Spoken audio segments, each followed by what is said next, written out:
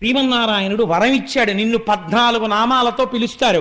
దుర్గ, భద్రకాళి, విజయ, వైష్ణవి, కుముద, చండిక, కృష్ణ, మాధవి, కన్యక, మాయ, నారాయణి, ఈశాన, శారద, అంబిక.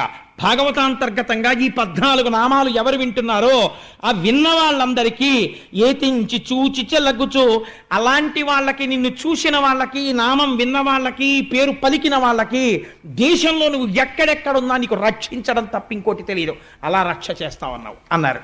అందుకని ఆ తల్లి ఆకాశంలో నిలబడింది. దేవతలు, యక్షులు, గంధర్వులు, కిన్నెరులు, కింపురుషులు వచ్చి పాటలు పాడుతూ తల్లికి అగరుధూపాలు సమర్పిస్తున్నారు, నైవేద్యాలు సమర్పిస్తున్నారు. ఈ తల్లి ఇవన్నీ తీసుకుని కిందనున్న కంసుడి వంక చూసి ఒక మాట అంది. తెంపరివై బొరింబొరిని దేవకి బిడ్డల చిన్ని కుర్రలం చంపితివి, శిరోజిదియు బీరమే రల మీద నన్నొంపితివి. ఒరి దుర్మార్గుడా,